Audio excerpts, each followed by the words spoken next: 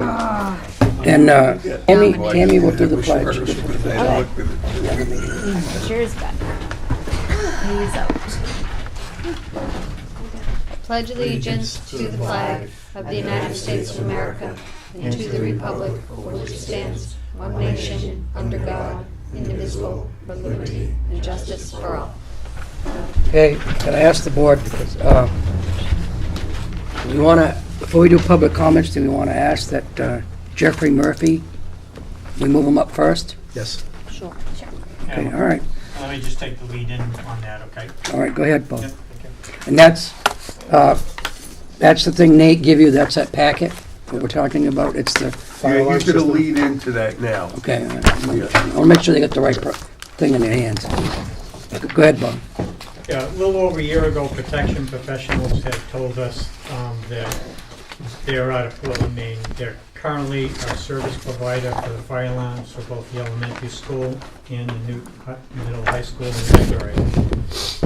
They gave us a heads up that Siemens, the manufacturer of our current fire alarm systems, was no longer going to be supporting that, no longer manufacturing, so they don't produce it anymore. Any parts that are available are out within the distributors or within other companies that, you know, that have supported customers with Siemens products before.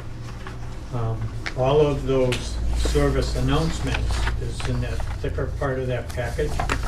And if you drill down into it, you don't have to worry about thumbing into it now, but the MPC 6000 is what we have in each of the buildings.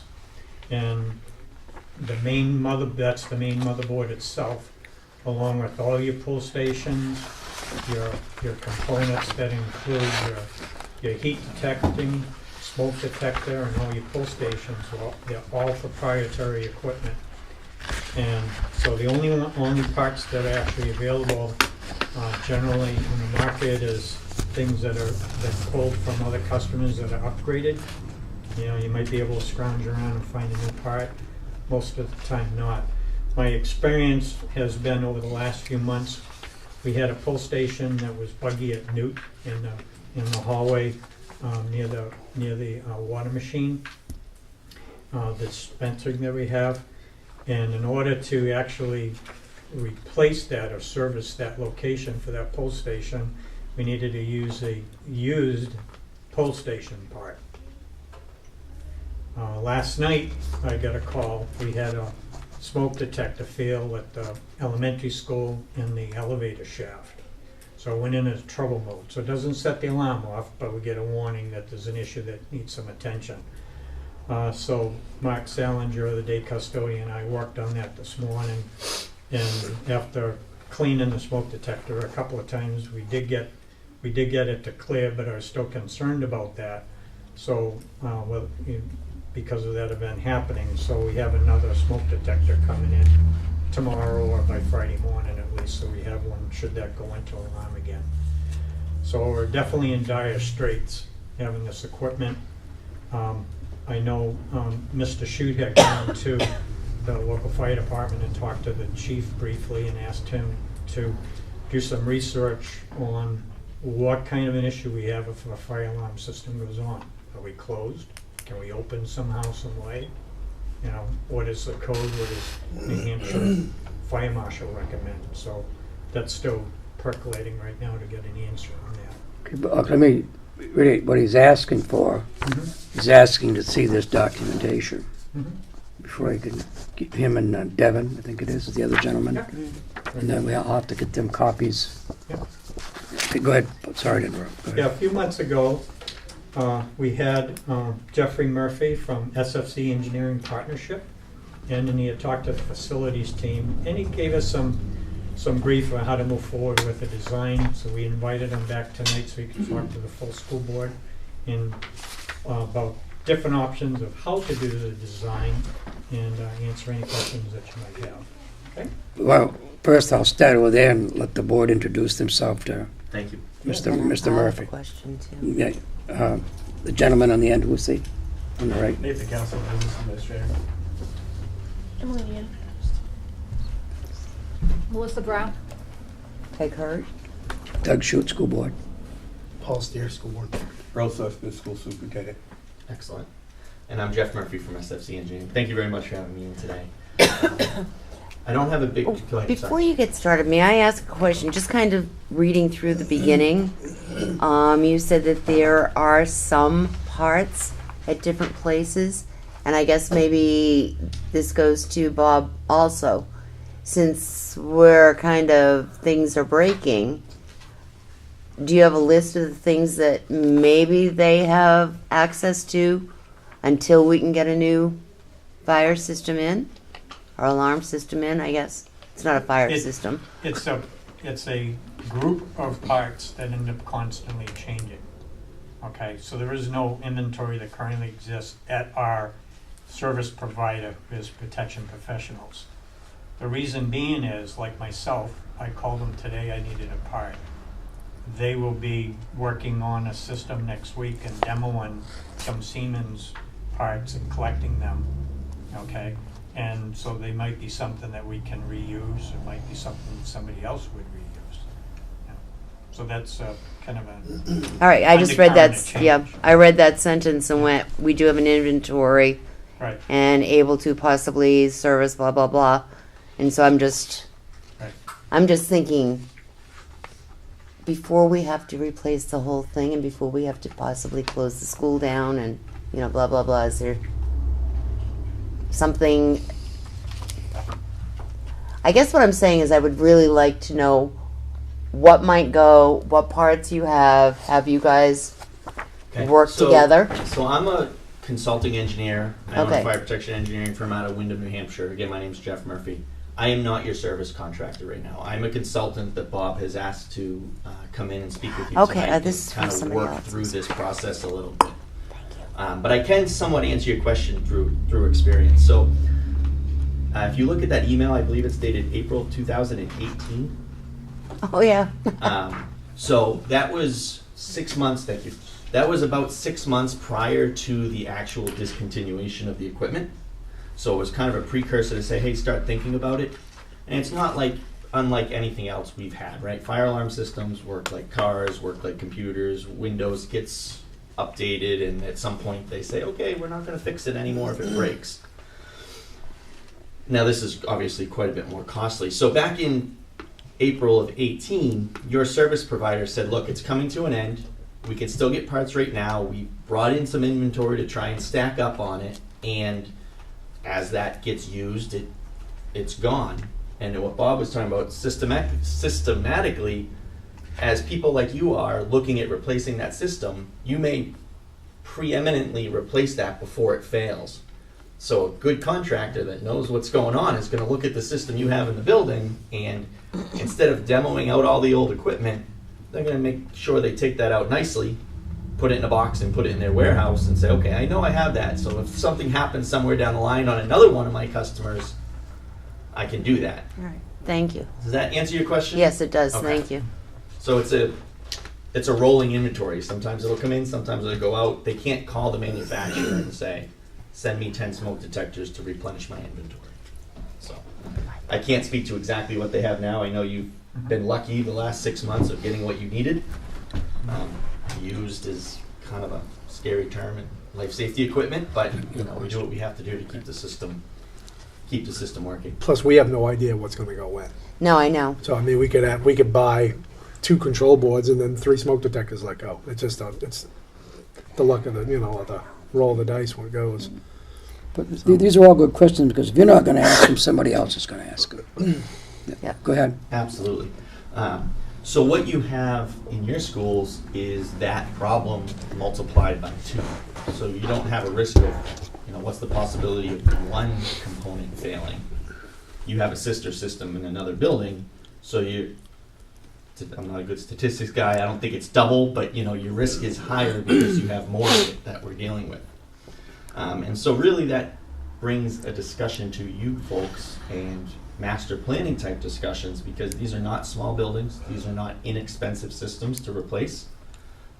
We did some back of the napkin calculations. You're talking, probably $300,000 or $400,000 to replace them both all in, and that's not something that I use lightly or goes to print. It's just a quick calculation we did. Now, could we look at it this way, do one building right off and hang on to those parts in case the other system goes? Absolutely. I was just going to say that.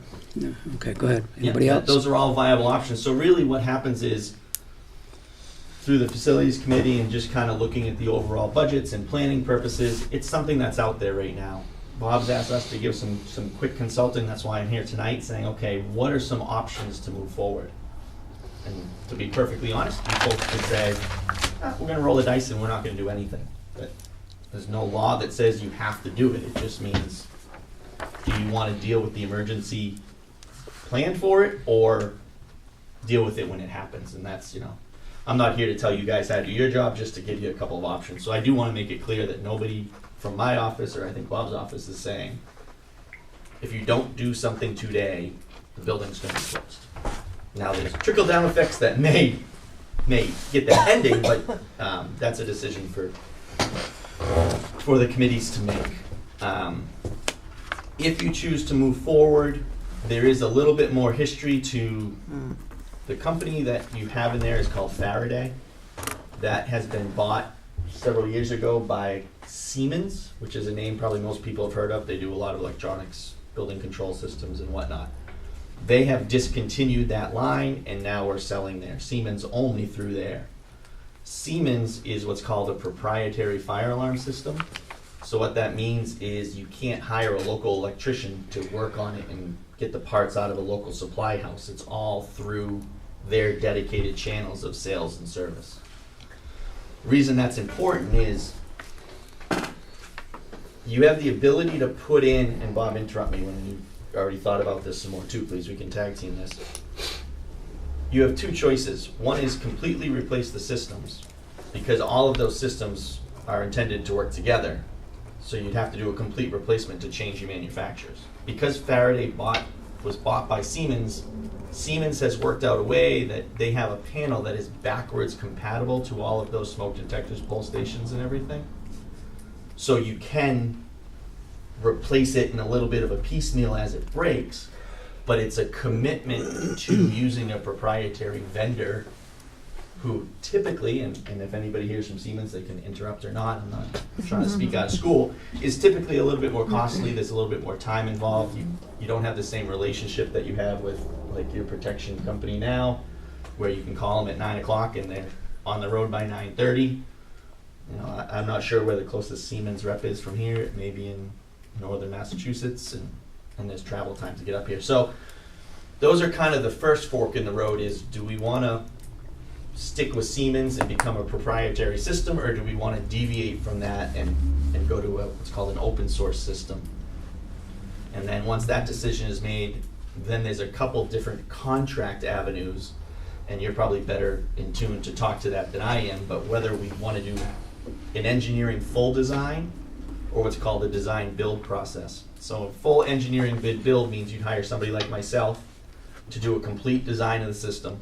Every device is where it's going to go, all the details of it, so that when you go out to bid, you're getting very close apples to apples for competitive bidding. It's usually pretty heavily loaded. The design end is more costly, but you get a more concrete bid on the way out the door. There's also an option, a pathway that I've always called it design build. Some people have different names for it, but essentially somebody like myself, instead of saying, here's the floor plan, put a smoke detector here, here, here, and here, we write it more as a narrative explaining the scope that we're looking for, and we push the actual design of that system onto the contractor. Gives them a lot more flexibility, but because they don't know exactly what device is going to go where, their bids tend to be a little bit higher on the way in the door because they want some cushion for what they may or may not know about the building. Cost is a determining factor in how that contract vehicle works, and also schedule. So obviously if we're going to do a full design, that takes some time, that takes a process to do that, working to make sure we get everything right and we're getting good bids in. If you do a design build, that's a faster process to get a contractor on board. So what Bob and I talked about is, if you thought you wanted to move forward and we were going to do a design bid build, it's probably something that would go to Bob, this is where you're gonna come in. May go to the warrant next year for design services and then installed the following year if it's design build. And we can find the money in this year's budget. I think there is enough time that we could get some prices in by the first of the year for a new system replacement to maybe get that actual installation on the warrant next year. No. Go ahead. 2 questions. What's the time frame for both of them exactly, month-wise? A complete build or a design build? What are we looking at in time? Exactly. Do you have a rough? Exactly rough. That's what I'm saying. Exactly rough, I like that. So if you were looking for the scoping type design build process, I would think we could get that on the street by the beginning of December. That's about 6 weeks from now, give or take. And work to get bids back from the contractor first of the year, giving them a few weeks to tour the schools, walk around, figure out what the game plan's gonna be. So first of the year, you're getting bids back that would be honored through the summer. But doing this design build, Mhm. you're doing it piecemeal. We're not doing it piecemeal. You would end We're up, putting the actual design of the system responsibility on the contractor instead of on the engineer. So we would be your owner's agent still to work through that process, but the actual drawing of the building, saying, okay, I'm gonna put a smoke detector in this ceiling tile, would be them. And sometimes that is cost effective if anybody here is in the trades. Most of them hate engineers because we only draw straight lines and see, the only thing I'm worried about, say we go to design build, that means you're not giving me, the whole system isn't gonna be brand new, so will I still have a problem getting parts? no, it would still be a completely brand new system. It's gonna be done over time. Same No. same construction sequence. No, So what he's saying is, he can either do it soup to nuts, the whole thing. We're gonna design the system, we want all these parts in these certain places, and then that would be what they go with. Or they can say, these are the requirements we need for each room, you put it where you want to, now run with it. But we still get the same end result, everything's new at the end, but the contractor puts it where they feel is good, as opposed to them taking twice the amount of time to design where exactly that motion sensor is gonna go. They leave it up to the contractor for the same end result, though. Do you get it? Okay, but they both should know where they should go, though. Right, you have leeway. Yeah. Yes, absolutely. And I don't want to bore you guys too much. I'm sure you have a big agenda, but the challenge with fire alarm systems is there's a lot of latitude in the code for what they can and can't do.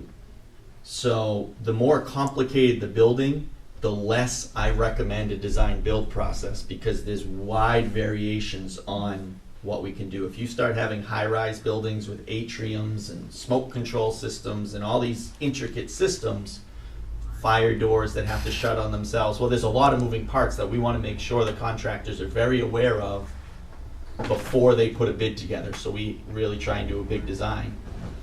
Schools, for the most part, are fairly straightforward. Now, they may be beautiful and complicated from a operations point of view, but from a building systems point of view, they're fairly consistent. We know what they are.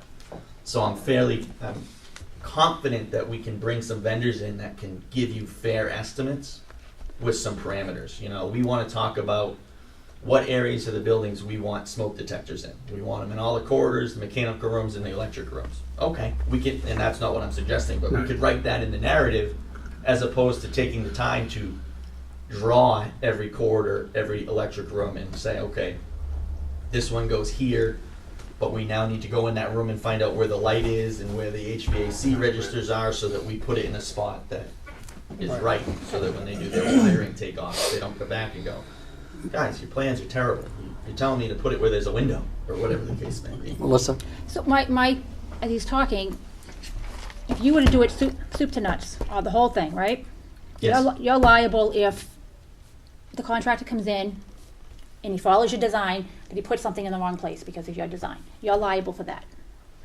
Where, In theory, yeah. In theory. I mean, In theory. there's but if you do the whole design, you don't leave very little room for the contractor to mess up. Mhm. So we're taking out another liability, and we're getting more concrete numbers up Correct. front. Correct. So you're, right now you're talking about the complete replacement. Am I understanding that right? Yes. Either way. A we're talking complete about replacement. And what you had said was a full design up front. My concern is if we, is not having concrete numbers to go with, and then having that extra liability added in when more can go wrong because we don't have set plans where things are gonna go. Contractors can try to, everybody could try to cut costs somewhere. Oh, they bid, maybe they underbid, so now they're not gonna put it where it really should be. Does that make sense? Yeah, I get it. I mean, I guess there's two sides to each part of it. You know what I There mean? is, I'm just trying to make sure Yeah. that, And for protection for you folks, my recommendation is regardless of which way you go, myself or somebody like me is involved from inception to completion. Because we want to make sure that the parameters that we set are followed through. And as everybody wants to, you're not all experts on fire alarm systems, so it's in your best interest to have somebody looking over that contractor and making sure it's right, control it. The last thing that Jeff was saying was what I always referred to as a clerk of the works. Like I said, I'm not the expert either that he just brought up.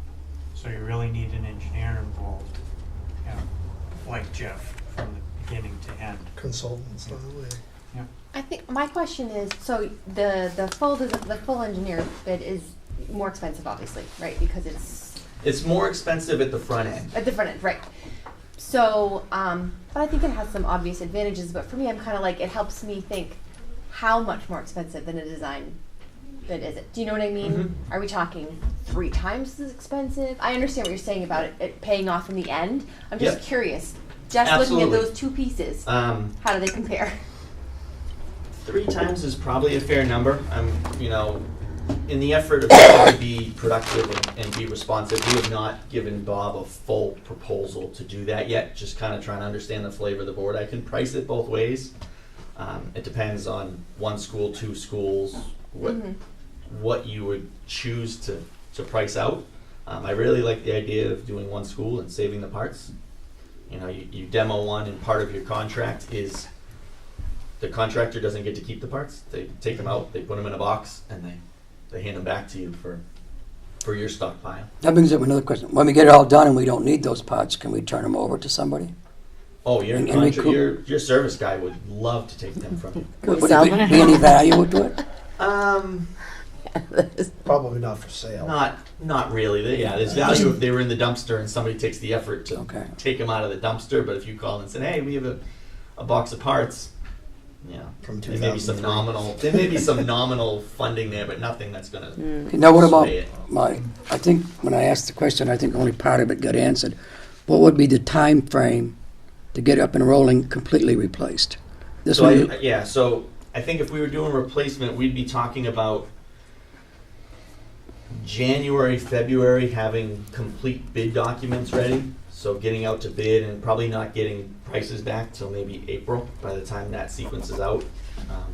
I believe if you go full bid, full design, I would expect to miss the window for the 2020 town meeting. yeah, because I had the same. If that's that was my mental break when Bob and I were If we do talking the was complete replacement. complete replacement either way, but the complete design, I would be nervous about committing to having prices back to you by town meeting. Can I just clarify? Regardless, we're talking about you're just talking about 2 different ways of going out for bid, but Correct. it's the full replacement no matter what. We're not even, this Not even discussion discussed. isn't even Right. about what he was talking about doing piecemeal. This is just, Right. Correct. Yeah, to be quite honest, if you're going to piecemeal the systems back together, you don't really need me. That's because you're Right. doing a 1-for-1 Right. replacement type thing.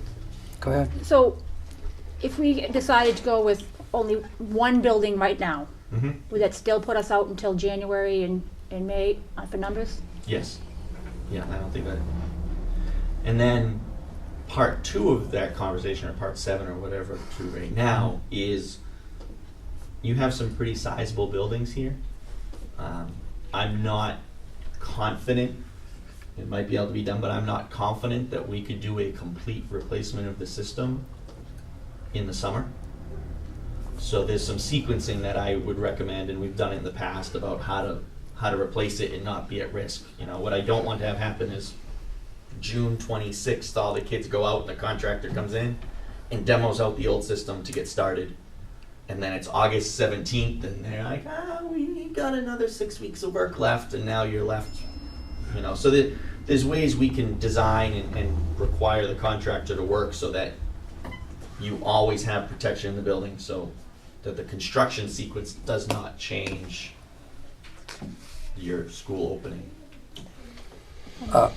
Go ahead, Melissa, and then Peg. So you were talking about the open source licensing for materials. Mm-hmm. Are there some really decent companies out there Yes, to look at very much so. with, you know, nice options? Yep, So we're not like stuck in a box like we are with Siemens? correct. Okay. Peg? Actually, I had two questions. You I mentioned only get one. you had two. You mentioned the automatic door closures. Mm-hmm. Do we have that now? Yes, and that's not complicated. He was just Okay. saying if he had All right. No, I was just many totally floors. curious because I know Yeah. where I've been. They are. Mhm. The other thing is, if we end up deciding to do just one building replacement and saving the parts, design cost, you would design just for one building, and then we'd Correct. probably have to go back and do a design. Would that be double the trouble? At that Probably, point? yeah, they are And going double to be the- different enough, and you're going to need a complete new bid package. You're not going to look to. Okay, so if we contract to do did, both now. if we did both today, Yeah. we've got building A and building B. Mm-hmm. It's going to cost $1 billion. We do building A only, it's only going to cost us $500 million. But then when we go to do building B, it's going to cost us the other $500 million.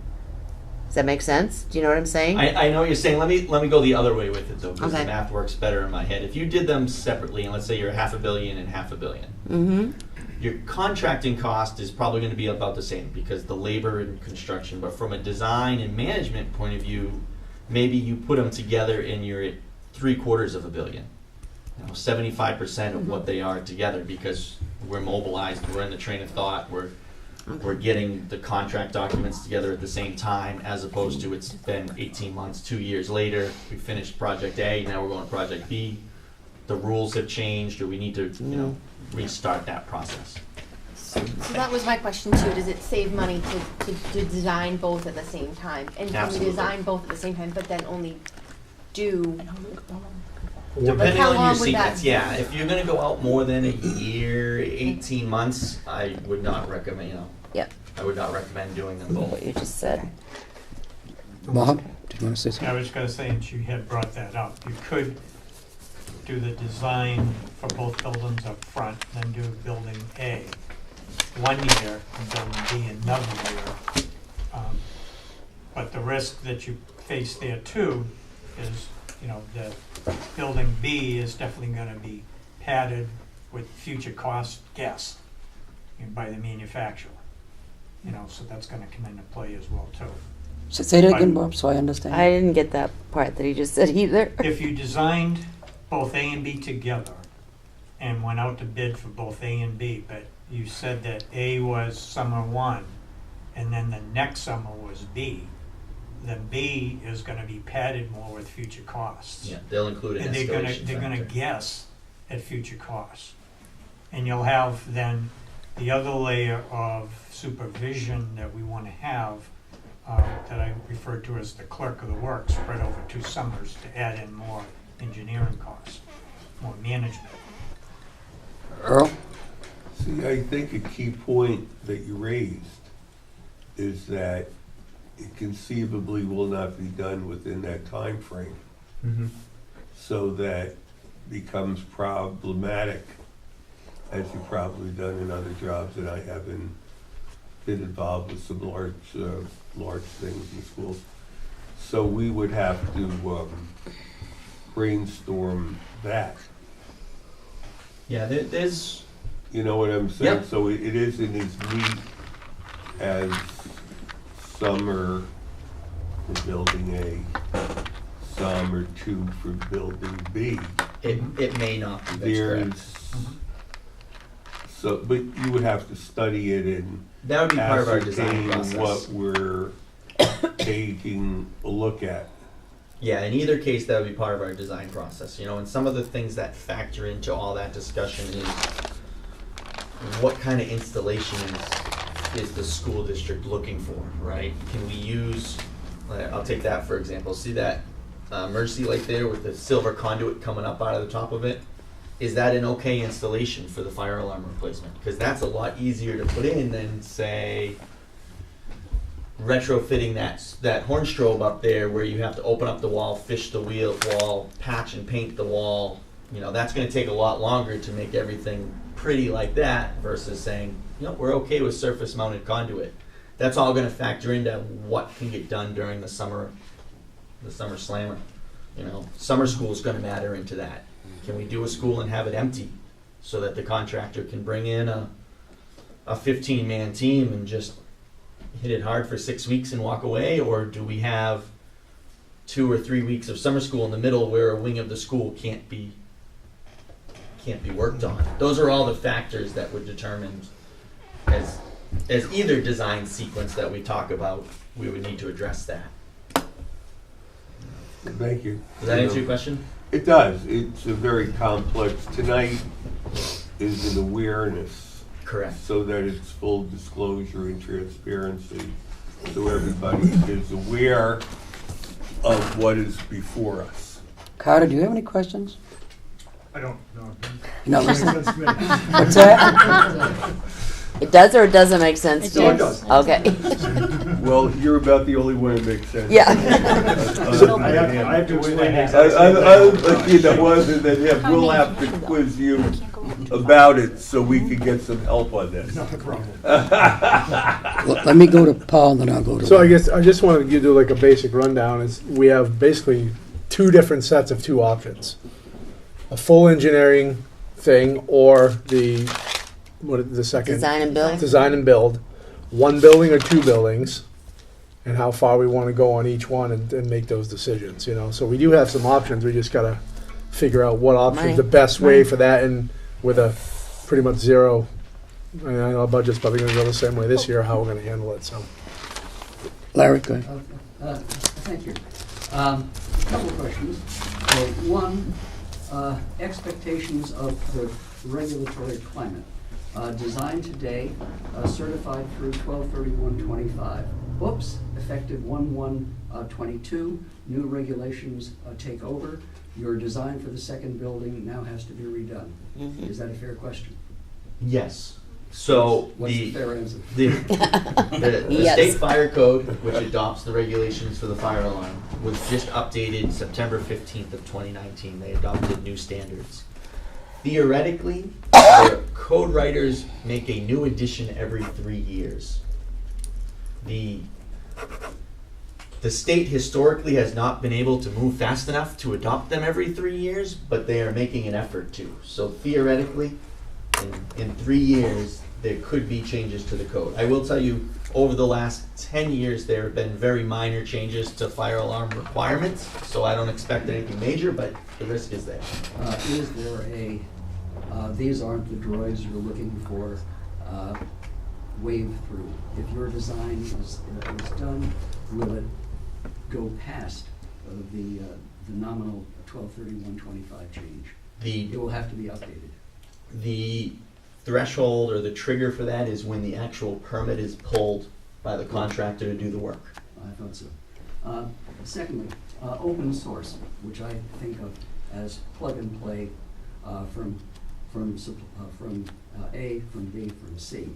I take C parts, put it in A, you take an A part, put it in C. It's all open source, and they're intermesh, correct? No, so maybe I didn't explain that well enough. So there's two ways fire alarms companies operate. One is proprietary, which means our service people, nobody can touch that panel except our people because it's so special and complicated.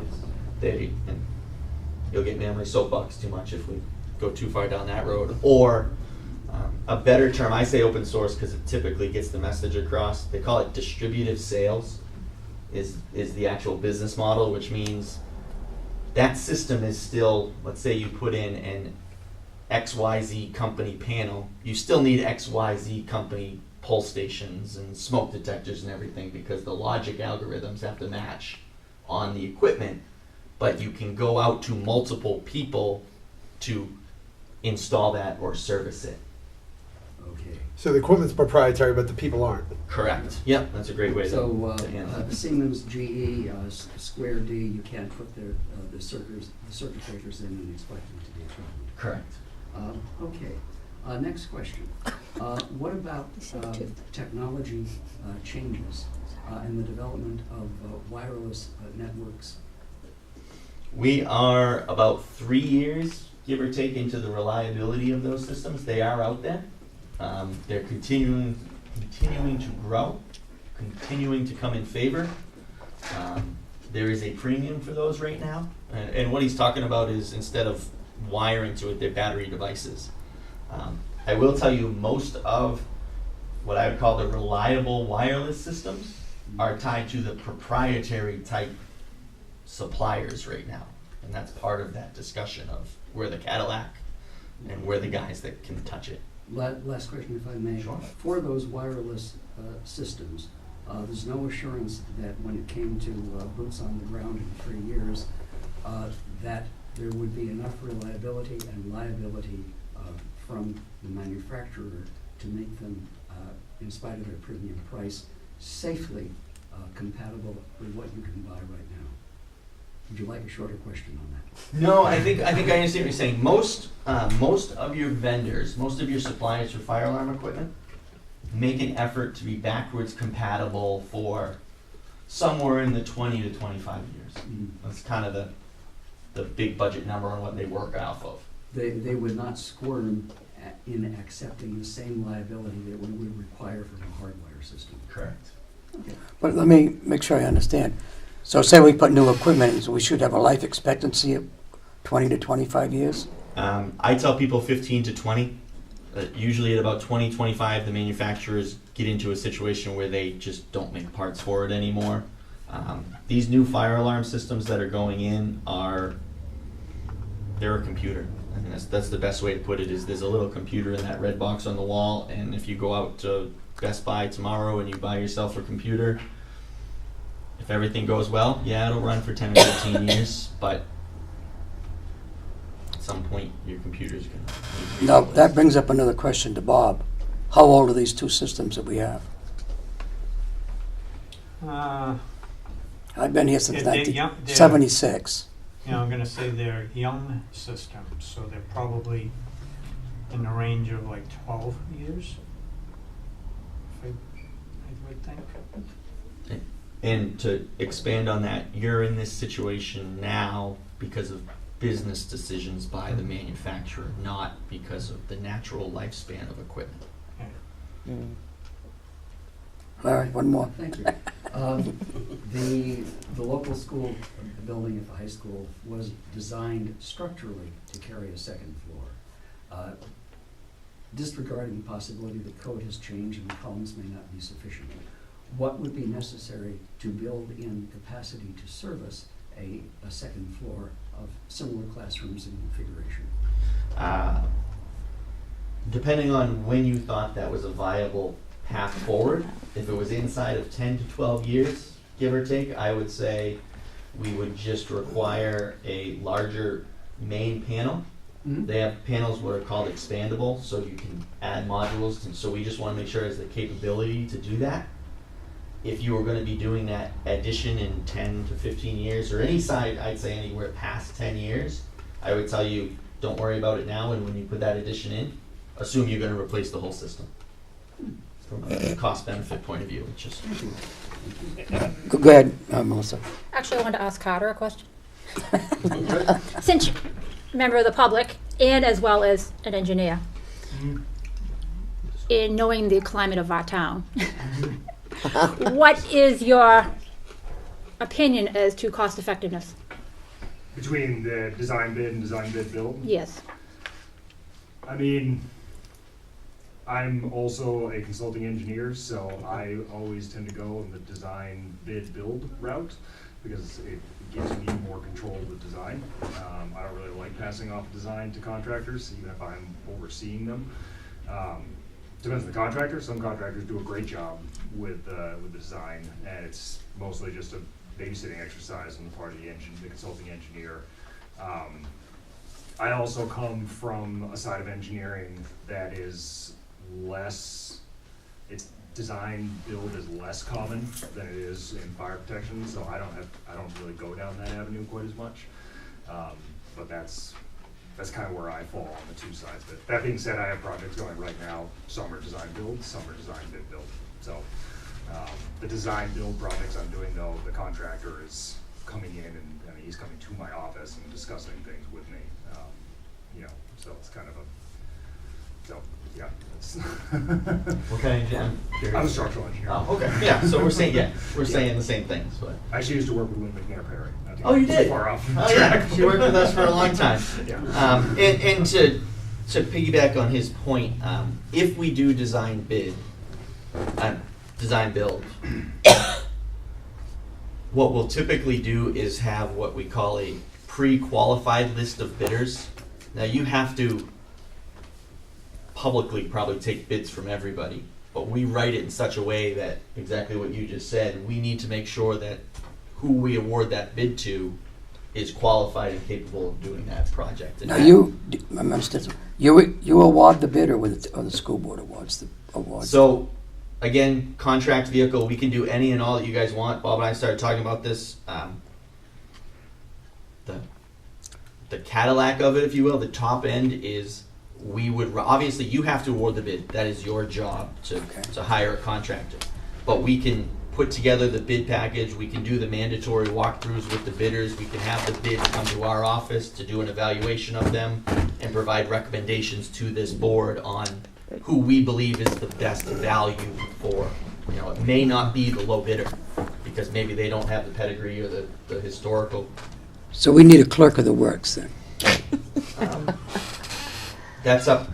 Well, That's up do you- to you guys are you and Bob recommend- in terms of. Are we recommending that or not? For design build, you would definitely need that. No. We're too expensive to actually be your clerk of the works.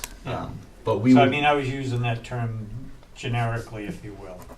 But, there's a list of services that Jeff or somebody like himself can provide for the board to review and decide. Little a la carte menu Yeah, type a la thing. carte. That's a good way when to- I do projects over in Durham on the UNH campus, they ask me to attend weekly project meetings with the contractor.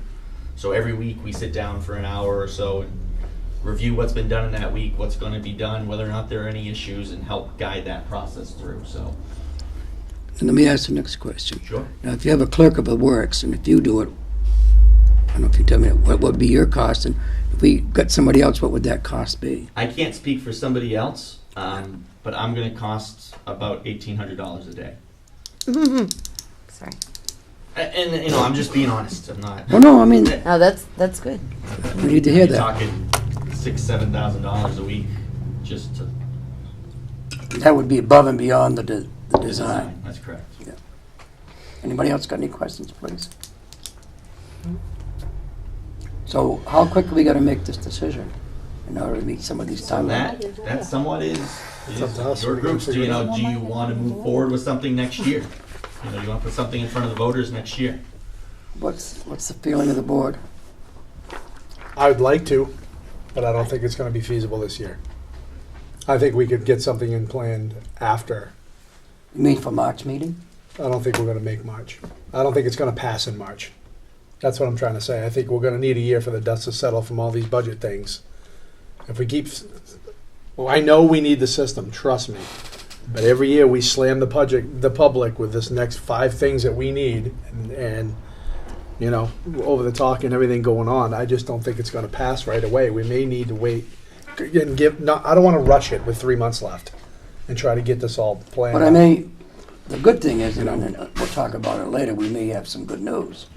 Real good news. Oh, well, I've got it in the non-public to talk about this. I agree with Paul. I think if we come forward with $500,000 new alarm system this year, Not gonna We're gonna get it. get it. 500. No, I It's know. not I'm going to just- go. I'm just Regardless, round it's not going numbers. to go. Let's But if not we- do the billion now. It's scared me. I'm ready to go home myself. No, but if we take the time and do the whole, we take the time and we actually are gonna do the plan where it's, everything, take that time, take the next year, so that we're gonna have concrete numbers, we're gonna have all that concrete. I don't wanna put it out too long, but Right. take the next year to But I don't want to rush it. get it designed properly, be able to get the bids properly. The only thing I want out there, and this is what I want the public to hear this. I want the public to be aware of this. It's down the road. Now, the public can do what it wants, and I know what you're saying, and I'm scared, and I know what you're saying. And then it's out there. We've got it on the air. We have a couple issues. Now, we don't know how serious this issue is, but I think this packet needs to go to the proper places. So, other than us, to people in town, committees in town need to see this, and they need to hear it. And I know what you're saying. I know what you're saying. Yeah. But I think all in this, I think we got some good news.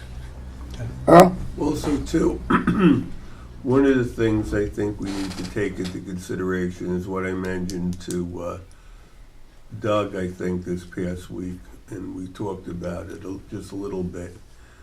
In one more year, the bond issue is done, right, Nate? We have one more year. For it. What was 200. that? This will be the last year we budget for it. $270,000.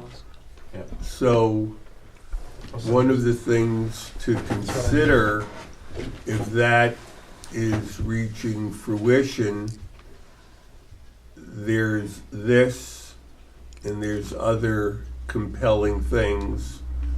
A conversation might be, would we want to look at a new bond issue that would embed this, maybe embed a couple of other things as well, perhaps, but that's a conversation that the board can have, whereas it would take care of things that are very important, but yet spread it over a period of time, and it conceivably, even with embedding other things, would the insult or the degree of exposure would not be as great as the one that's going to end.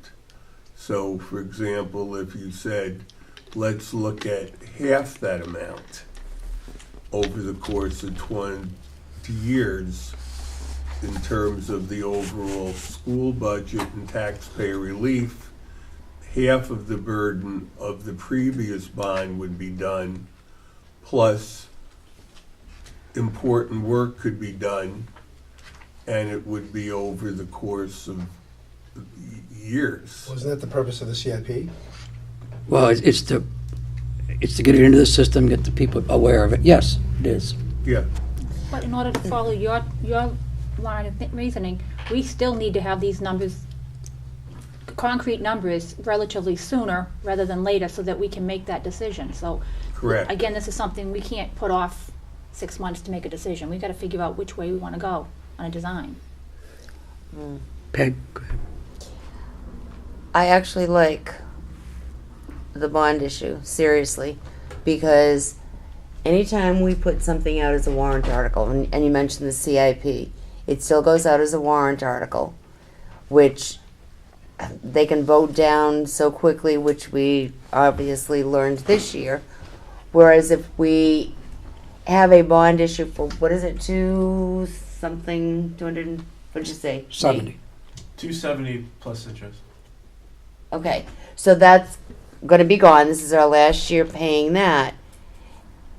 And if we do one for half of that, I mean, I don't know what the amount, the original amount Precisely, was but on that was one. Right. But just, it's every year, it's part of, quote unquote, our operating budget, which will actually be less than it would be this year, because we'd be cutting the whole bond issue. I don't know, I mean, I like that idea. That's what we've done I in do. the I've done that in the past in other Yeah, and schools I've I know been have done involved that. with them, yeah. Yeah, so you know precisely what I mean. And it makes good sense. It's a win-win. But the only thing we're going to need to do, if we're going to do that, I agree with Melissa, we're going to have to get the costs of all three issues. Precisely. A and B, and then the air handler at MES. Precisely. We're gonna have to That's know what that. Paul meant. Yeah, and I understand what Paul's Everything saying. is Yeah. been done concurrently, because we already have it off the CIP, but we can do it within a certain time frame, so that we would be all on board. I'm just trying to put it out there, so, like Doug Shute was saying, the community can be aware of this, and that we're trying to think and Outside the box? so that there's no spike. The idea is that there is no big spike at a certain time, and we're trying to get ahead of it. I'm probably going to speak out of school here, but I don't know what the other topics are that have to be done. My only concern that I would advise you guys is if you think about that fire alarm system having a 15-year lifespan, potentially, you don't want to still have an outstanding bond Right. and be trying to replace it.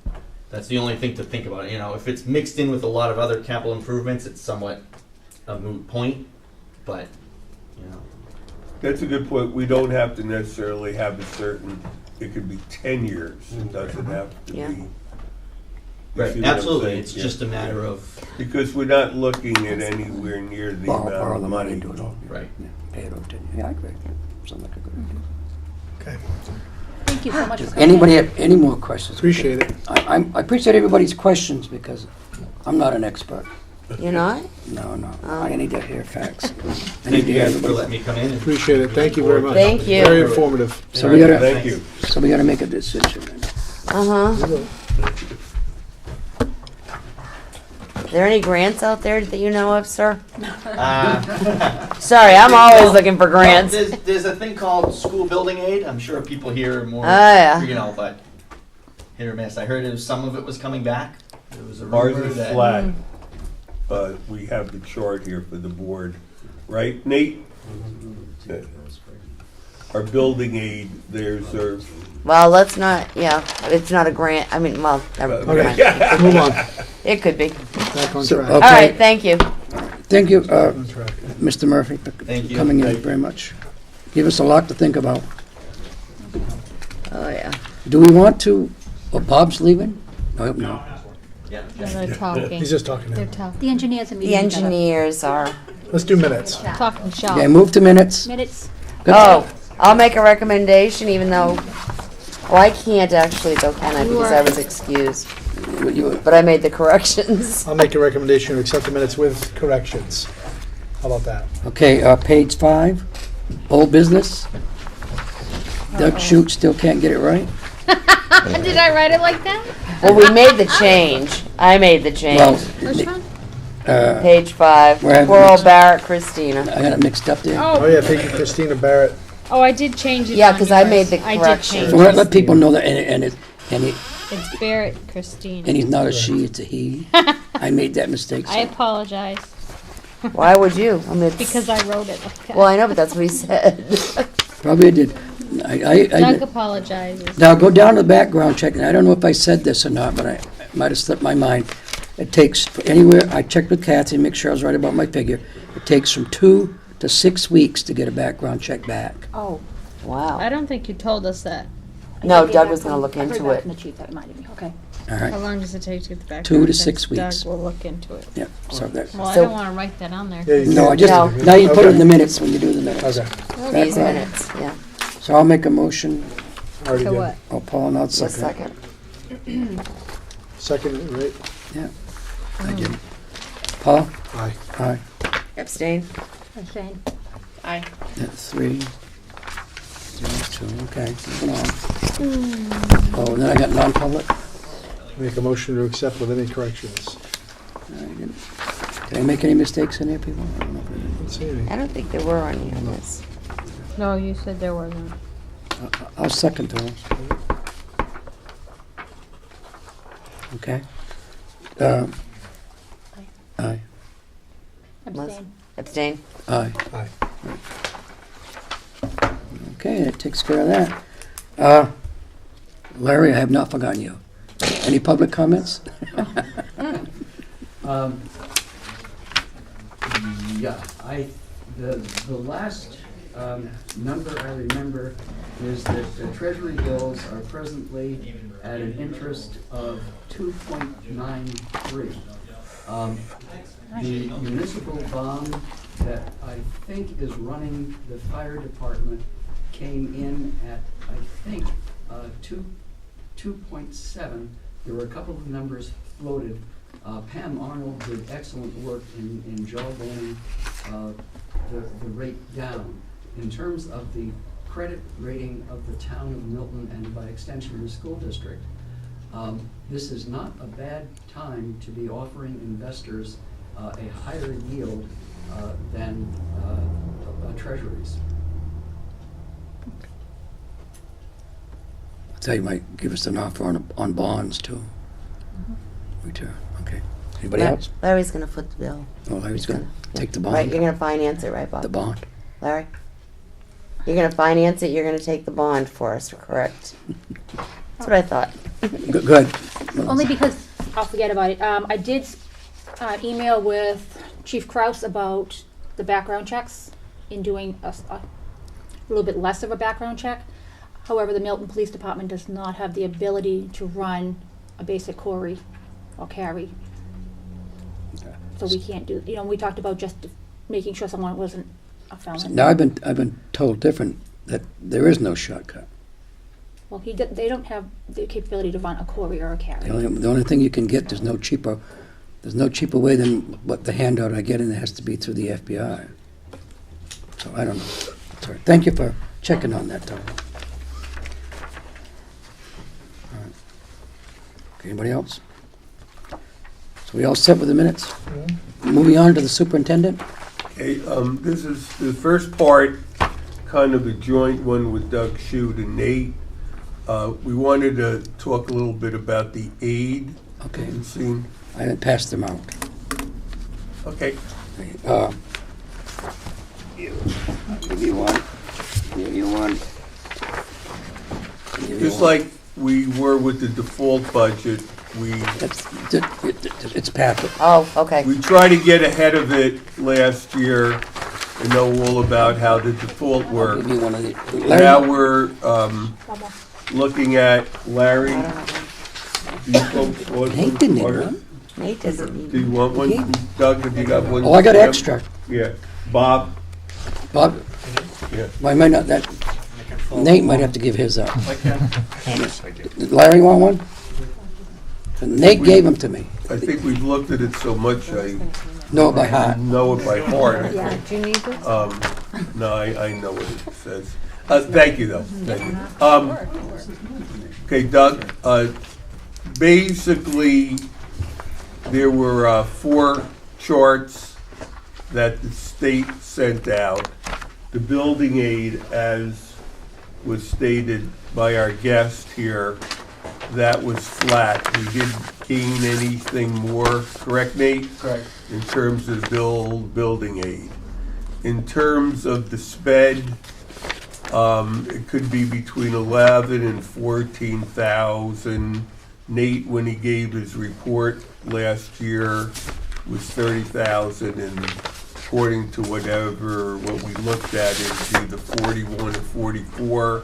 Nate has a call into the DRA, and we also have conversed, Barrett, Christina, and so forth, and all of them are deferring to somebody else. He deferred to the school lawyer, and and so forth. So, and then the other aid, Doug, you might want to speak to that, the 361,000, as best as we have it. If you remember last time we met, one of the last things I gave was like 258 or 268, but as it went through, they discussed it, and then there was a question on, do we get it the first year or year 2?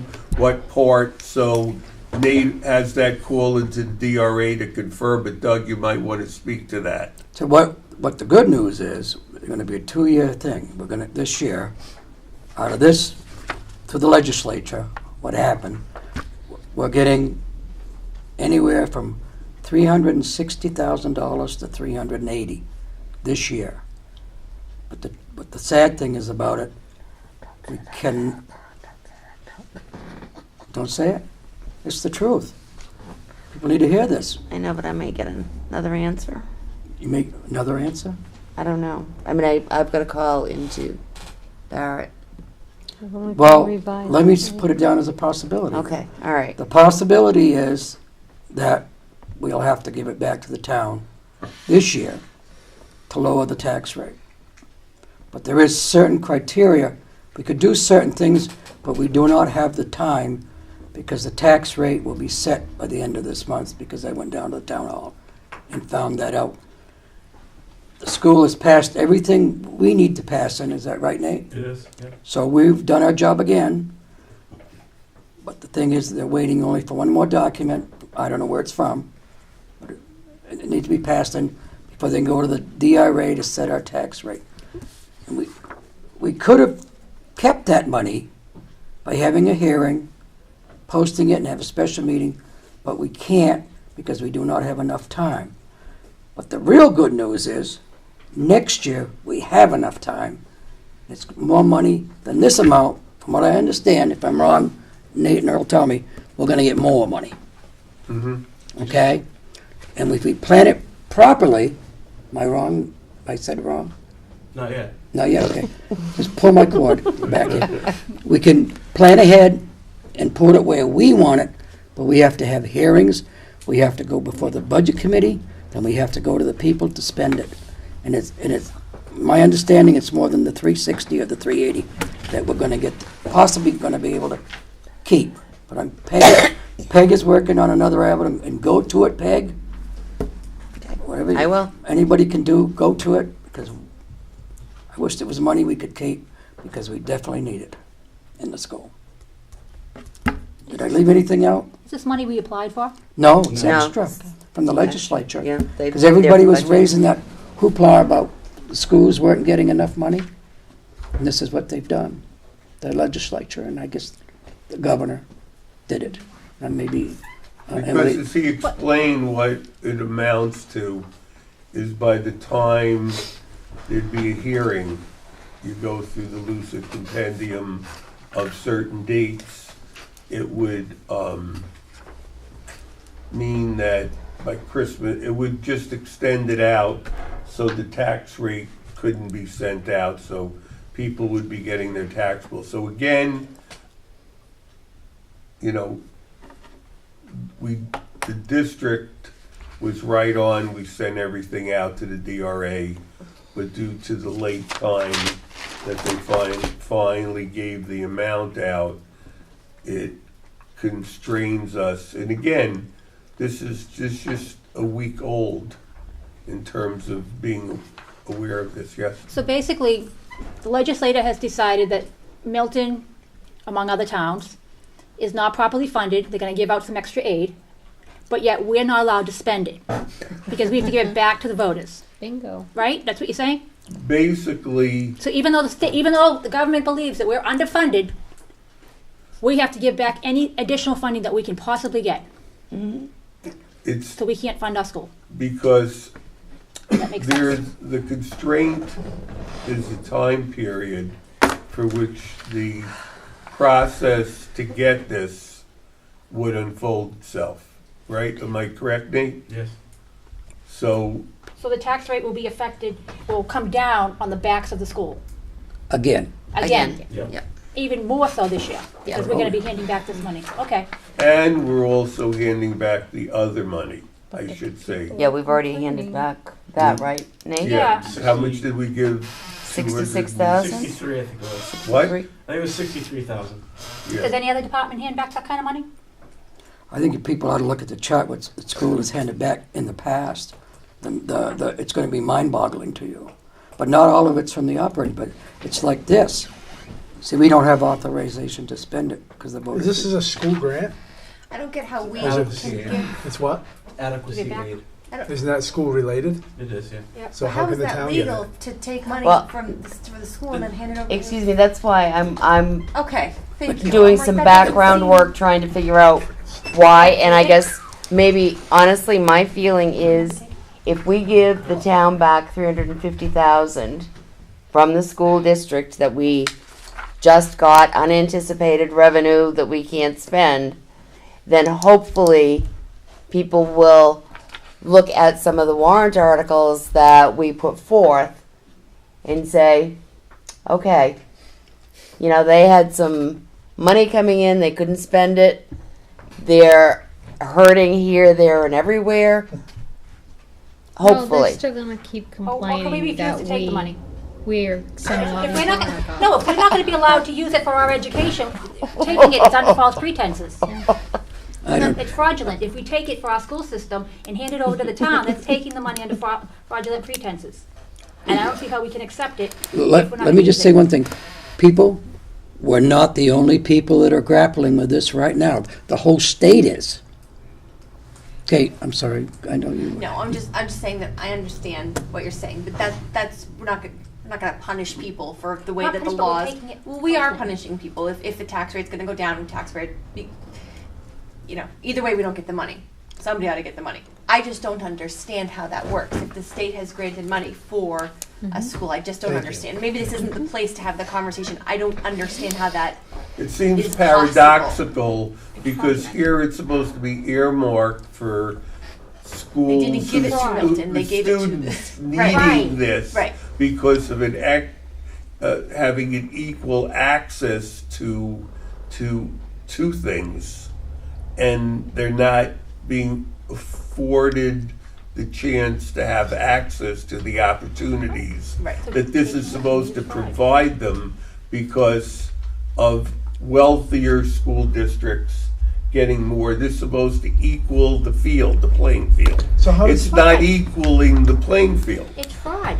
how does the town even get involved in that when it's a school? Explain that. Larry's Ted. gonna lose his mind. because- Yeah, He's Larry, like- he's Larry, like jumping. give us your profound, succinct Okay. explanation. Must be two Bear with cents. my dark sense of humor just for a moment. Have you ever seen a large gasoline tanker go down the highway, stop at the Sunoco station, unload, and stop at the mobile station and unload? Gasoline is a fungible commodity. It is the same stuff that goes into the Sunoco tank and goes into the mobile tank. The school district cannot maintain a general fund. Monies that go into the general fund are like gasoline. They are no longer distinguishable. When the town reduces the tax rate by drawing down from the general fund, it says it is drawing down the town's taxpayers' money. It could have come in from the insurance settlement when the Hummer burned. It's true. So the money that the school district returns, and in this case, this is money, the timeline for which using, accepting, and putting it into a spendable budget is governed by statutory drop-dead dates. If you miss those drop-dead dates, it doesn't matter how noble the money is. What is in play right now is the decision of the town administration, town administrator, board of selectmen, as to what amount of money will be drawn down from the general fund to reduce this year's tax rate. And that idea is, I understand, in play. But technically speaking, Larry, Yes. it's only for a moment that's going to occur, because you're still going to have these expenses into the future, and the school's tax rate is going, if you don't let us take this money and use it properly, it's going to go up. You turn the truck down, the bottom line is, we're going to have to buy a new truck at some point. Okay? We need to get on the CIP and get it put in there, but I feel like you do. I'm worried about this year. If we go into another default budget, people, we're in trouble.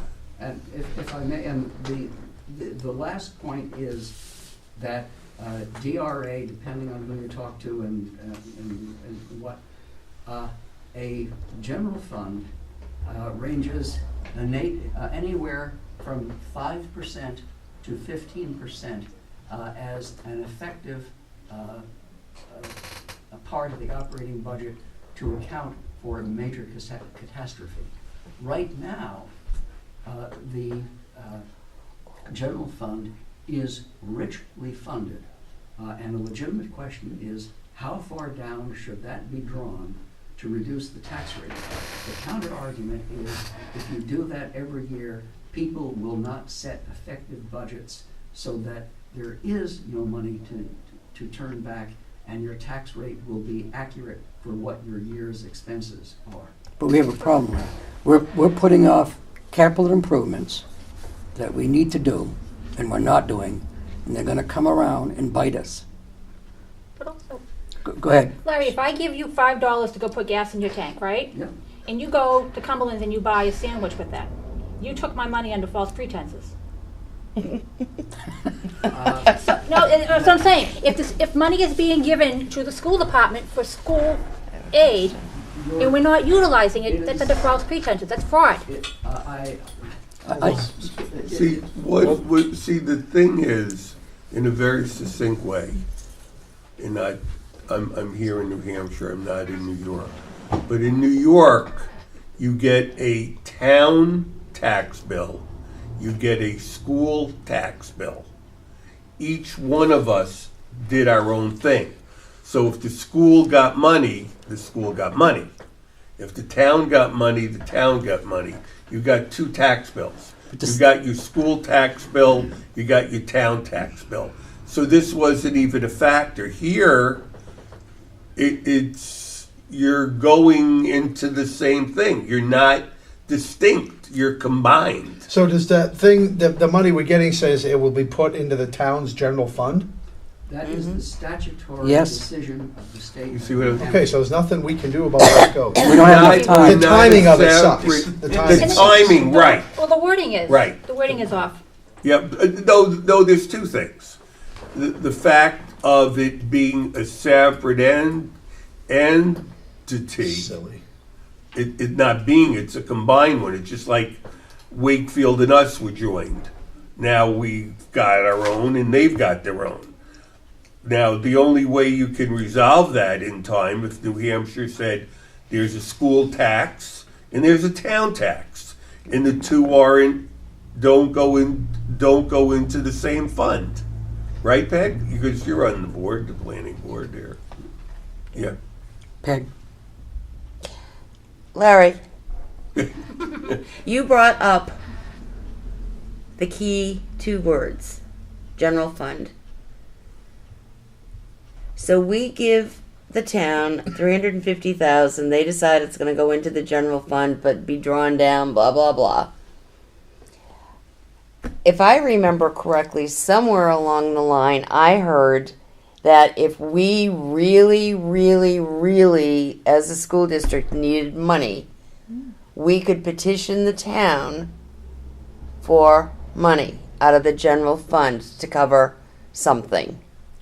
Was I hallucinating? Was I dreaming? Was I wishful thinking? Can't spend it unless you Nate, go to is the that vote. the case? The voters. Not that I'm aware of. I know. I have- Peg I know, is I've heard that talking somewhere. about.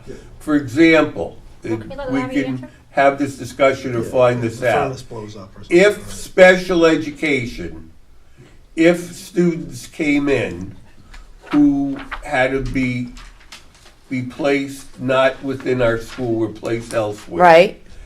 That might be something that you could go to the general fund for. Okay, how So about the frame truck that- brakes? I don't know about that one, but I know about special ed students. Yeah, I don't know. And we already this year have those.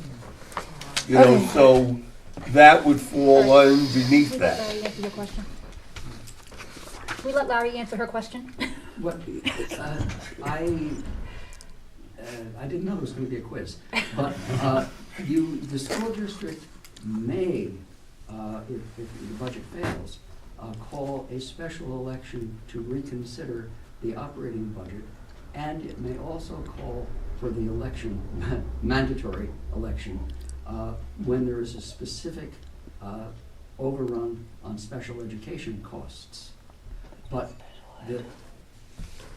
the town does not decide to take the school money. The town is obligated by statute to accept money that the district is obligated by statute to return. A way of solving that dilemma would be what Earl said, and that is to provide for a parallel general fund structure for school districts. That was our idea of calling in the legislators and putting that forward.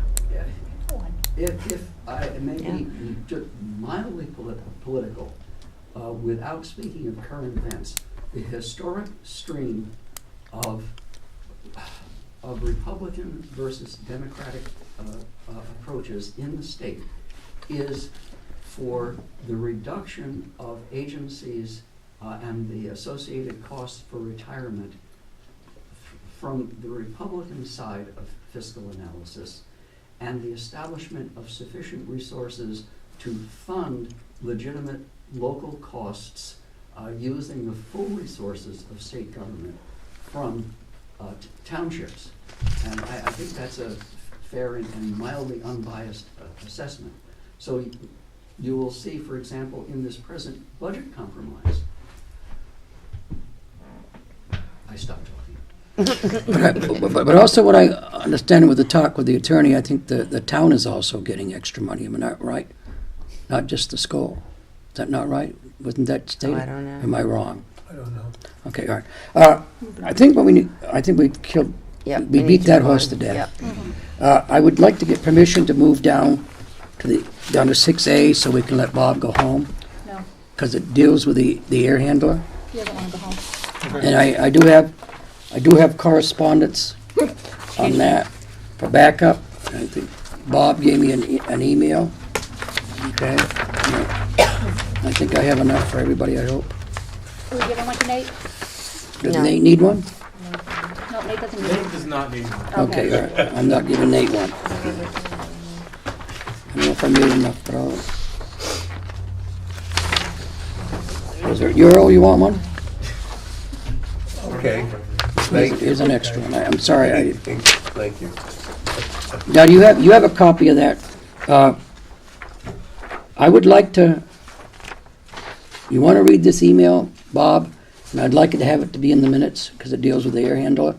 So which one would you, there's two of them, back and front. Well, that's just a correspondence. Yeah, I know. The but- back is just saying thank you. Okay, the most important one is the big one. Yeah. I'd like to put that in the minutes. You want me to read it or you want to read it, Bob? Yeah, you, because I wasn't exactly following you, so go ahead and lead me.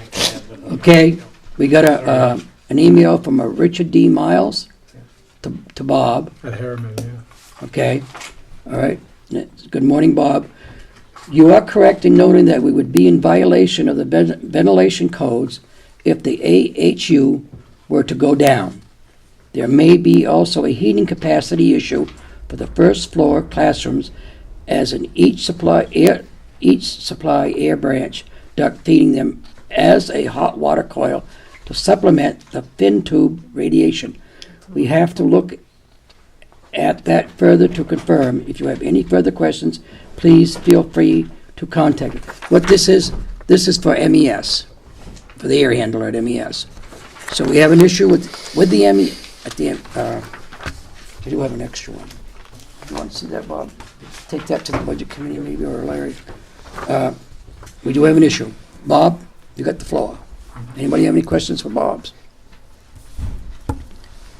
Where this started was I needed to go back to the Harriman Group and get an update for what the design cost would be for the air handler, to replace the first floor air handler and include the capacity to be able to do the air handling for the second floor.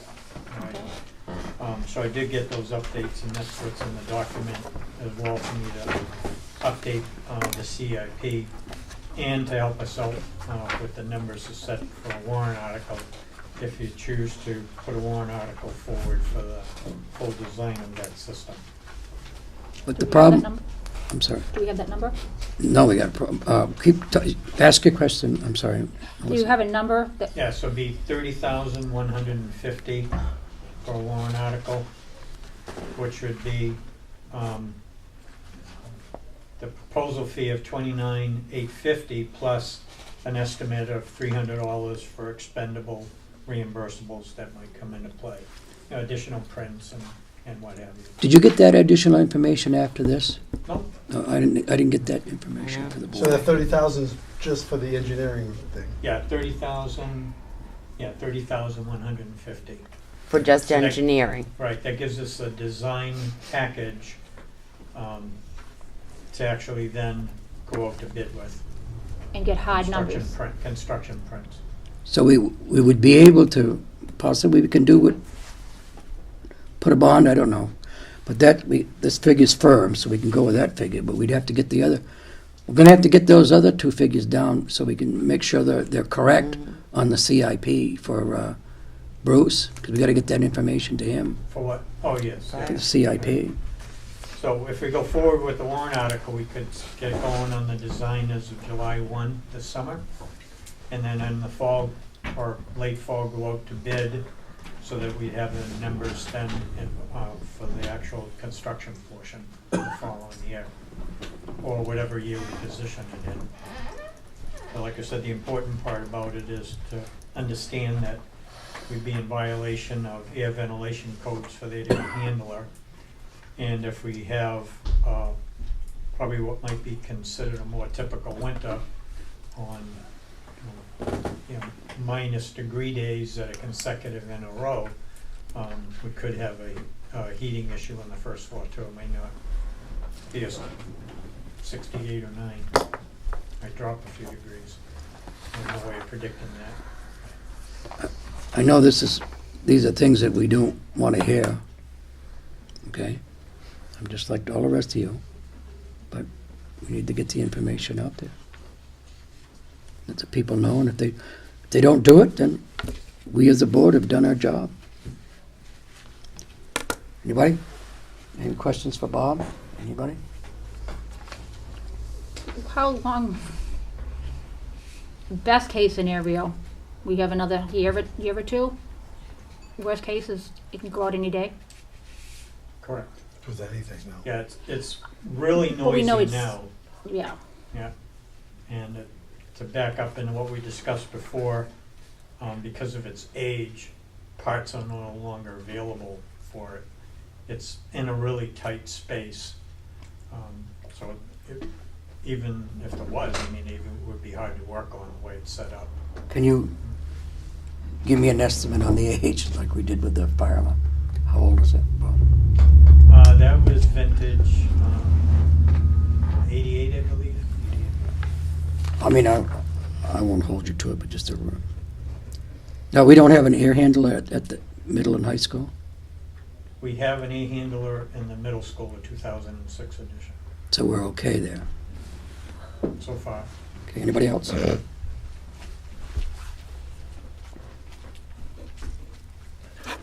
Nothing lasts forever, not even I. I'm not gonna last forever, so. You better last forever. Thank you, Bob. Okay? I just want everybody to be aware of this. I know all of you got some thinking, you gotta put your thinking caps on. We've got some decisions we have to make. We don't. We don't? No, the public does. Well, I know but we Correct. got the facts. And if anybody out there's got any questions, send them in. I'm willing to listen. My wife sometimes says I don't listen, but thank you, Bob. All right. We can, if you'd like to go home, you can. Thank you for coming and putting up with us. Unless, maybe I'll ask permission that Bob stay while Paul brings up a couple of issues that, we got to do that non-public, don't we? We do. Yeah, okay. Yeah. Yeah, Do we want to let Bob go Oh, home? we can bring up the part about the Yeah, there divided we wall. go. All right, go ahead. So, were you folks here present for last time about the divided wall between the two? You want to That talk Jan about what that talked was? Yeah, Jan came up and they were gonna put like a temporary wall, because room 7, you basically have to walk through room 7 to get into guidance. So they're gonna put like a divider wall up. Yeah, he's One gonna- copy we could share between us. So it's a movable divider wall. But we'd walk in, this way we walk in now, going this way to guidance. So the divided wall would be here. That's what we're talking about, putting that Maybe murals. Yeah, they're actually gonna Side put of the murals on it. Murals. Corkboard on Right. the inside in a couple places. But And you this can still be- walk through where you just pointed out that Yep. we'd be walking, So okay. it'd be the path to Good guide. night. So less eye contact. That doesn't help with the noise, but less eye contact. And this is funded fully from a credit we have with Middleton Lumber. Oh. So we just need board approval to go ahead and get this built. And the kids in the wood shop class are gonna Yeah. build it. Yes. So even better. So for school Credit. credits as well. They get credits for doing it. So we have what, I don't know if I heard, I didn't know if I listened. $2,900, right? Over at the Prezios. At the yeah. Middleton Lumber. I'm Middleton sorry. Lumber, so, yep. I'm I sorry. thought you, I'm like, Can we come and measure Prezios. their angles when they're done? So To show that they're we learning. just need geometry. board approval to go Yeah. go forward with that. So. Middleton. I'll make a motion that we go ahead as long as it's paid for. I'll second that. Any more discussion? Emily? Aye. Aye. Aye. Aye. Aye. Bob, did you hear that? Yes. Aye. All There you set. go, Bob. I'll handle the other two non-publics. I got this covered. He's gonna let you go home, Bob. Promise. You've got something on 7A about the CIP? Well, that's the urgency. We gotta get these figures into Bruce in order Yeah. to, Okay, so he doesn't need to be here for that. no, he does not. Larry's leaving Thank too? Larry? Okay. Okay. Do some financials. Yeah. Moving along. Thank you for coming, Larry. Thank you for your questions, everybody. Larry may be back in. Close the door. Yeah, close the door. Okay, do we have a little red sheet Okay, handout? all right. Nathan? Yes. Peg's apartment. Okay, monthly expense report? Okay. Yeah, go ahead. What Peg? He usually prints out all of my Oh, questions. Did And you he answer hands them my, out. did you answer my questions? About I mine. answered your questions to your face. Except So for Dad. Peg, do you need your written questions? Well, everybody else does. Why? Peg special. Yeah, this is all Peg's Even deal. bother. That's how he does it. I don't need this. Peg's got it covered. I'm trusting her. We know Honestly. Peg goes through All all I of usually them. write is see You're our that. financial liaison See person. attachment, I never write it We're all down. happy. Paul and I are happy. Paul Lamont. I see a lot of smileys. I'm just looking at the smiley faces and the sad faces, that's all. There's also a snark face in there, Go ahead, okay? Peg. My job. That's the floor. All righty. The most important Excuse part, me. the most important part is the red. Email. That's her red. You gotta To- read her red. Nate. Okay, the questions that I had on the expense report, and I actually called Nathan to see if he was still speaking to me, because I did say Nate. my snark, Reply. because I was kind of snarky when I was asking the questions. That I asked for perhaps a general answer regarding some of, well, many of the zero budget amounts on the report. And he did not answer that one. Can I, Anyway, what? Where? I see red everywhere. On the I bet it's bottom. not under a general answer. so that's one of your questions right there with Says zero and perhaps you a don't know. general Is that- Yeah. answer. Okay, go ahead. Yeah. Sorry to interrupt. So if you actually look through the report, you're gonna see quite a few Look at a big word. zero budgets. You know, if I just talk, this would You put a big this would word go right quicker there. If I just explain. Oh, thank you. Yes, let's do that. Well, you know what? I second that motion. If everybody would be quiet. I just Hey, wrote Kettle, Nate's hey, red. Kettle, the pot's calling, here. That's all I would. What do you want to do, Peg? You're in charge of this one. Don't be hurt feelings. We'll let Nate talk about it. Oh, tissue. Oh, she's strong. All right, there are quite a few zero budget lines. Nate is going to take care of all of this. I am totally in awe of Nate, and I totally trust what he is going to do. One of the confusing things, and that was where my snark actually came in, was there is an elementary teacher, dental, that just keeps showing up in all sorts of different places. And so my snark was, this person really must have bad teeth. Anyway, that's something that Nate is taking care of. Encumbrance is the same thing. A lot of things we know should be encumbered, he's taking care of. Under the revenue report, this is my laziness.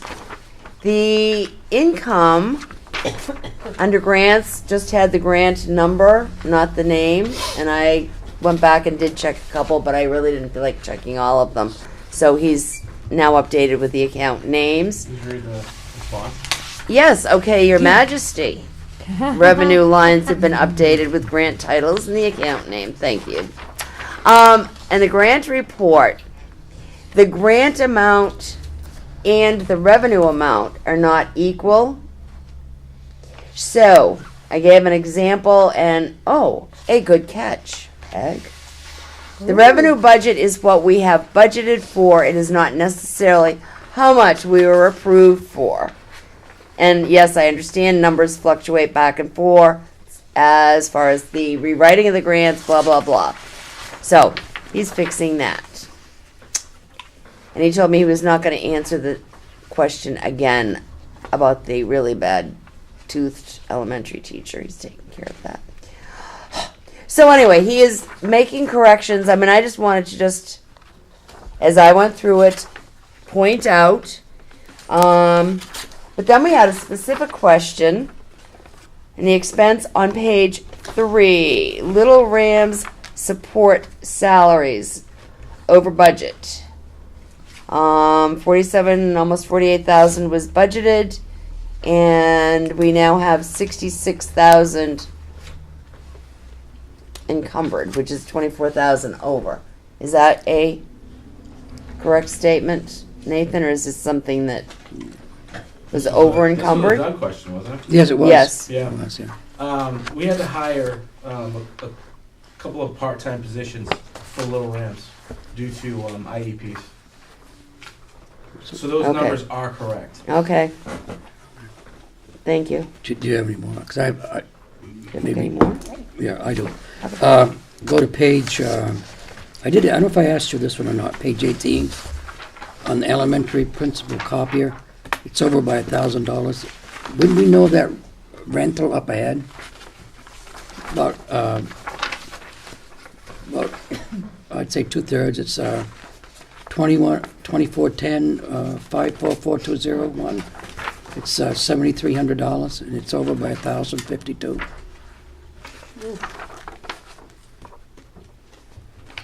I don't think I asked you that one, no. You did not, I- so I have not looked at that. Okay, all right. So I'll have to go back to that one. Okay, then, That's my bad. That's probably my fault. I've been making multiplication stations for the 3rd grade, and I'm doing a lot of copying. Yeah, but But this is rental though. that's a rental I know. fee. And That's you. I didn't really This think one's it your was my fault. fault. It was a joke. This one's your fault. There you go. That one. Which one is it? That's the maintenance agreement for the prints. It's every paper that you I print. love it. Oh, yeah. Oh, yeah. I've That is your been fault. doing some Thanks, census Nate. work for the 3rd grade, and it's a lot of copying. Now, I do have another one, and I don't think I even asked Nate this one. It's on page 22. 1, 2, 3, 4, 5, 6, 7, 6 and 7 up. I see we have 21,000 and 33,000 encumbered for buses. Now, is that something that's earmarked? What page you say? 22. Repairs? Nate, it's a pop quiz. For the repairs? Unannounced. Yeah, Yeah, that's, we encumber what we did last year. okay. Um, But I didn't know. Basically, that aspect is done because we have so many buses that we go monthly, and it's just, honestly, it's easier for Sue to pay it when it's an encumbrance than having to But, go through the motions and pay it every single time. yeah, you and Sue answered that one for me. Yeah. I think that'd be good for the Yeah. public and then the board to know that. Thanks, Nick. Anybody else have anything else? For, Must be all that hard rock music you listen to. I get it done. Well, Nate, I'm just wondering, seriously, my dear, the question that I asked you when I stopped in about projecting, it was a question from the budget committee, projecting, do we pay things on a yearly basis? Do we pay things on a monthly basis? Do we, blah, blah. would you like to respond? We have literally thousands of vendors, and each one is different. For example, you look at one line for the copiers. We've got two vendors that we purchase copiers from. One of them, it's an annual invoice. The other one is a quarterly. And that's just one line. So I mean, most things are done monthly, but like the bond's done yearly. Actually, the principal on the bond is done yearly, but the interest is done semi-annually, twice a year.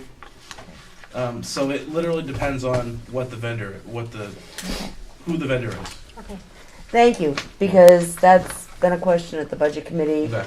and I figured I would get it from the horse's mouth. And I'm sorry, the business manager's horse. mouth. There's the horse. And then, So are we all set? Any questions on the monthly revenue report? I already asked mine. Anybody else? No, They called me Queenie. All right. Monthly grant report? nope. Page 40 is the balance in the trust funds. I thought we took some money out of them, didn't we? A month ago, we had a hearing. Did we? And those figures have gone down? I'm trying to think. Told you, it's all that music. It's all right. That's it. He'll get back to us. Okay. I knew what it was for. Was there? I think it was some of them. Those issues. Okay. Okay. All right. Down to second reading for policies. Which one are you referring to? Page 41. We doing them as a group, or we doing them as a? Whatever your heart desires. I can read them all, and you can do them as a group. So this will be our second reading. Yeah, I actually read through all of these, and I do not have, I have no corrections. Okay, well, that's Just good. doing it as a group. I have no We did problem. last time. Okay. You want me to read them all out loud? Okay. BEDDA, Board Meeting Rules and Procedure and Order. That's page 41. Page 43, DAF, Administration of Federal Grant Funds. Okay, page 44, DAF-1, Allowability. Page 47, DAF-2, Cash Management and Fund Control. It's 47 if I didn't say it. I may have slipped up. Page 48, DAF Procurement. DAF-4, Procurement, Additional Provisions pertinent to Food Service Program. DAF-5, Conflict of Interest and Mandatory Disclosures, that's page 55. DAF-6, Inventory Management, Equipment and Supplies, purchased with federal funds, that's 56. I'm going to find my place here. DAF-7, Travel Reimbursement and Federal Funds, page 57. DAF-8, Accountability and Certification, page 58.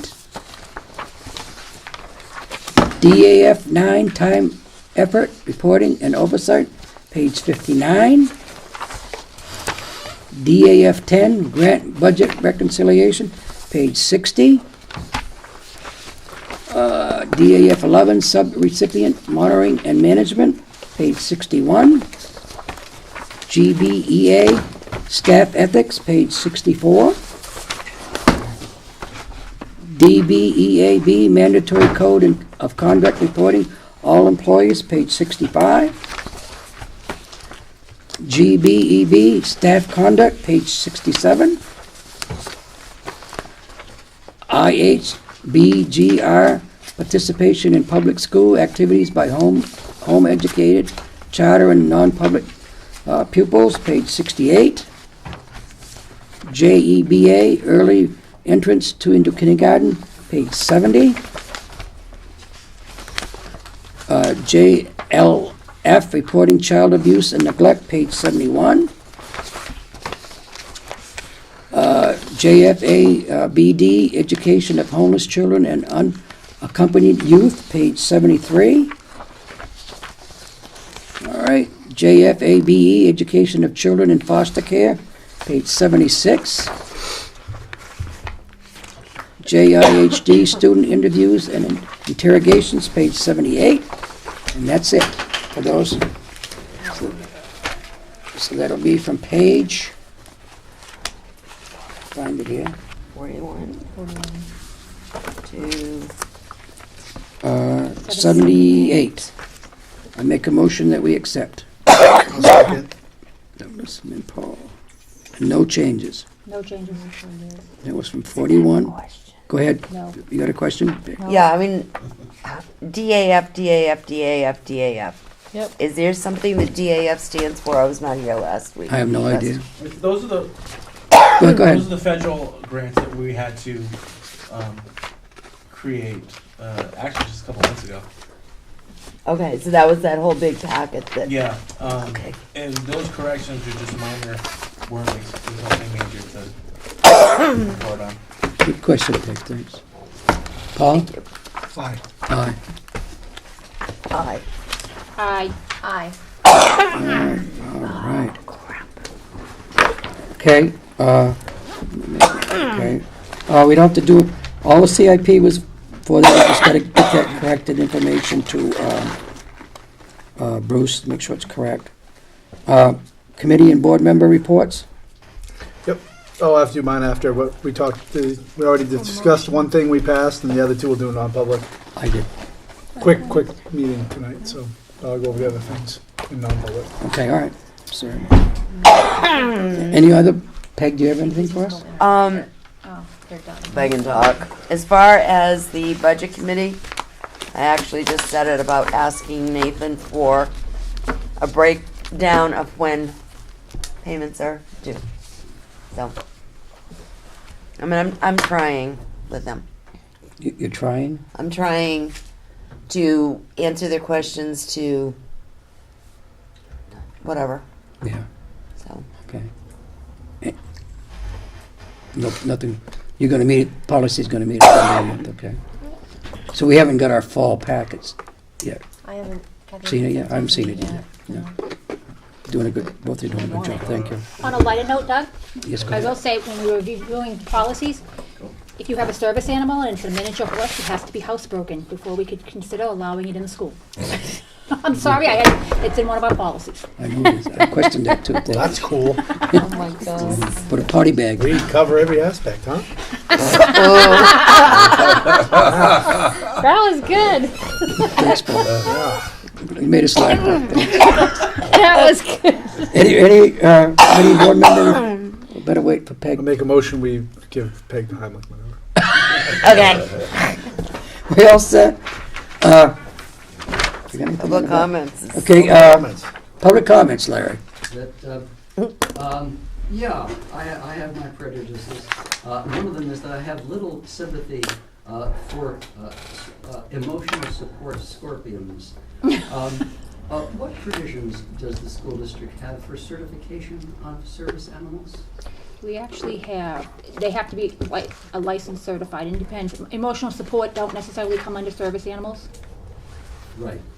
So it is, I have it right here, I can look it up for What you. criteria do you use I have it. for emotional support? You want to give my copy? A scorpion that I would like to give. No, to- actually, because that is considered, we have a very, let me see, I was just reading it earlier. Service You know animal, what? Wait a minute. general conditions, Peg, it's not in the ones. Oh, okay, Hearing- good, thank you. To add to it. Okay. It's done.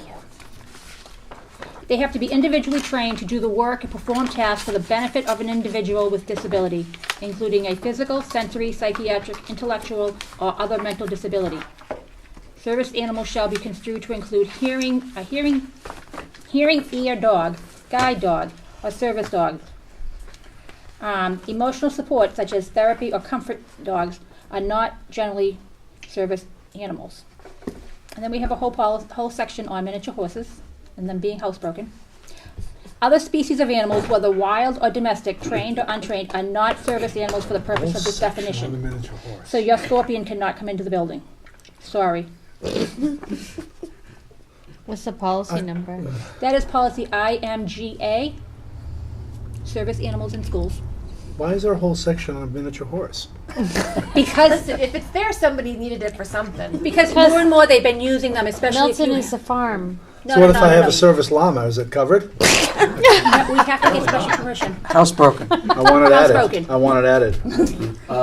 To be more serious than the emotional support scorpion, which is to be given to other people, parrots, cockatoos in particular, are being used for emotional support for veterans, because a curious thing is that with attachment loss anxiety, a veteran who has been through the death and destruction of comrades and whatever is at risk for a dog which is 10 years and out, whereas the cockatoo, which is one of the more intelligent bird species, can run for 60 years. That's just like with the miniature horses. If you have an animal, if you need it for support to walk, you could have a dog, okay, it's a couple years, 10-year out, huge cost, and the dog is only gonna last a few, 12 years if you're lucky, where a miniature horse will last 30 to 40 years. So it can support somebody's weight. So yes, we are seeing more and more unique animals, but as of right now, we can't have any scorpions in the building. Now, I just got a quick Staff excluded. on the cockatoo. How does the cockatoo pertain to the person that it's taken care of when that person dies? I missed the verb. How does the cockatoo react to the person that it's taken care of when that person dies? One Very of the emotional. fascinating things I just read in half answer is that cats, in spite of what we think, are not aloof. You might have seen the article. The test situation was a cat and its owner walking into a strange room. The human walks out. 2 minutes later, walks back in. A cat with a strong attachment to the owner will walk toward the owner, check them out, and then go back to check out the room. The unattached animal will either cling to the owner or ignore them completely. And I would suggest that the same thing for cockatoos. There's the story of the gray geese that mate for life, etc. Yeah, I would sign on for that. Thanks, Larry. Anybody else? Okay, we all set? Okay, no more public comments? Bob, do you have anything? No. You heard a lot tonight, didn't you, Bob? Yeah, the poor guy is just trying to Okay. Animal get it all questions? in. Any animal questions? Okay. Bob, I think Bob wants Let's make to a ask Moose about Moose, how you can I take them off and bring ascertain. them in the alpacas as well. A guide moose. Yeah. Special time of night. Here we go. Yeah, I need a motion to go into Make a motion to go to non-public. I'll second that. PEG, and that would be under, and Paul, PEG, okay, under 91A, 32, A, B, C, I, J, and K. We're in